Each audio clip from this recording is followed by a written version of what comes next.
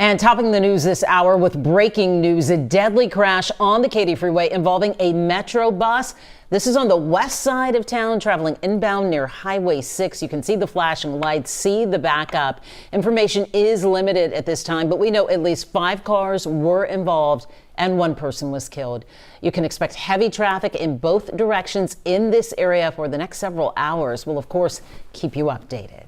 This, by the way, is just the latest in a series of horrific crashes on our roads, claiming lives and shattering families. 6 deadly wrecks just this week. All of the crashes likely preventable. It's no secret our roads are dangerous. In fact, some locals call one of our busiest tollways a highway to hell. Yeah, they certainly do. Now we're digging deeper into the numbers and talking to an expert about ways to improve safety behind the wheel, an issue we've been working on since long before this latest crash tonight. Tracy Bragg has the story, all new at 6. Texas highways have not seen a deathless day in over 24 years. Let that sink in. Every day for the past nearly 25 years, someone, a father, son, mother, or daughter, has lost their life on a Texas road. And here in Harris County, it's a problem we know all too well. Data from the Texas Department of Transportation shows through November of this year, there were 494 fatal crashes in Harris County alone. That's the highest number over that period in the last decade.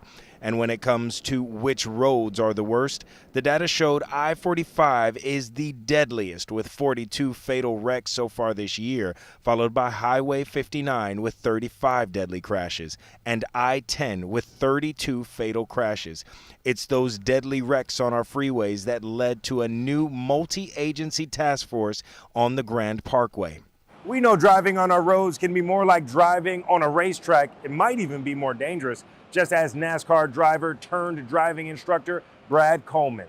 But when people would ask while I was racing, well, would you rather do you feel safer on the freeway or on the racetrack, a big racetrack? We spent the day with Coleman getting behind the wheel to get some actual expert advice on how you can get home safely each day. One of the best things you could do to stay safe is get your eyes up the road. So many people will look right in front of the bumper or right over the hood.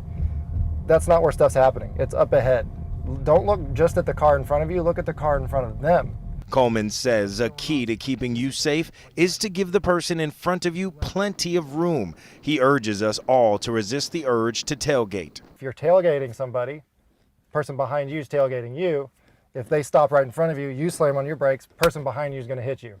If you leave a gap, you slow down slow enough to where the person behind you doesn't have to slam on their brakes and they won't hit you. So leaving that gap keeps you safe because I can't control how close the person behind me is going to follow. And he adds, keeping your head on a swivel can be the difference between ending up in a wreck and getting home safely. Keeping your eyes actively moving and recognizing any potential threat or danger that could happen, that's the safest way to drive.